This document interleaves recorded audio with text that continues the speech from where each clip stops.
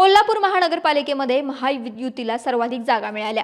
मागील 10 वर्षांच्या काँग्रेसच्या सत्तेला नुकताच झालेल्या महानगरपालिकेच्या निवडणुकीमध्ये सुरुंग लागला आणि महायुतीनं पहिल्यांदाच महानगरपालिकेवरती झेंडा फडकवला।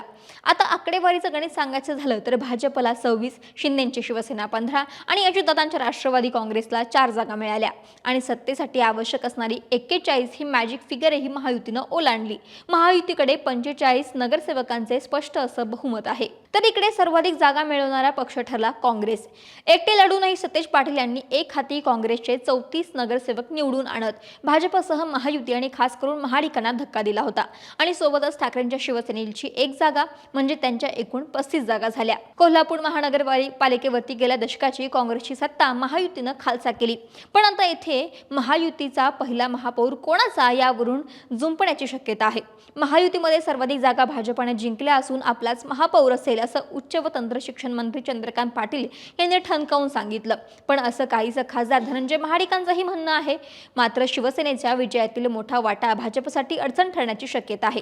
त्यामागचं कारण म्हणजे सतेज पाटलांचं वक्तव्य। शिवसेनेला जर कोल्हापुरात महापौर पद जे आता मागताय ते जर नाही दिलं किंवा काही पुढे त्यांच्यामध्येच मतभेद झाले तर काँग्रेस त्याच्यासाठी आता काय जर तरच्या गोष्टीवर जाहीर बोलता येणार नाही, बॅकडोर चर्चा जाहीर कशी करणार आज त्याच्यावर मी बोलू शकत नाही। आता यामागचं राजकारण थोडक्यामध्ये सांगते। मुंबईमध्ये भाजप शिवसेनेच्या युतीला मोठं यश आलं आणि मुंबईत भाजपला सर्वाधिक जागा आल्या, त्यामुळे महापौर भाजपचाच होईल अशी वक्तव्य भाजप नेत्यांकडून सुरू झाली। पण महापौर पदासाठी शिंदे सुद्धा अडून आहेत।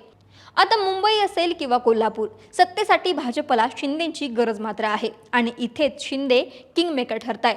पण विषय मुंबईचा आहे, सर्वाधिक श्रीमंत असलेल्या महानगरपालिकेचा, आणि इथे मात्र भाजप मुंबईत झुकतं माप मात्र घेणार नाही। त्यामुळे मुंबईत जरी कॉम्प्रोमाइज करावं लागलं तरी शिंदे इतर ठिकाणी भाजपला धोबी पछाड करण्याची शक्यता मात्र नक्कीच आहे आणि त्याचाच फायदा बंटी पाटील घेऊ शकतात। सत्ता हातातून गेल्यानंतरही सतेज पाटील पुन्हा महाडिकांना धोबी पछाड देण्याच्या तयारीत आहे। कोल्हापुरामध्ये पुन्हा एकदा काँग्रेसची सत्ता आणण्यासाठी शिंदेंच्या शिवसेनेची साथ घेण्याची तयारी सुरू असल्याची चर्चा आणि पडद्यामागे तशा हालचाली सुरू असल्याचं समजते। पडद्यामागे जोरदार राजकीय घडामोडी सुरू असून सगळ्याच गोष्टी आपण जाहीर करू शकत नाही असं सूचक वक्तव्य सतेज पाटलांनी केलं आणि भाजपच्या गोटात मात्र खळबळ उडाली।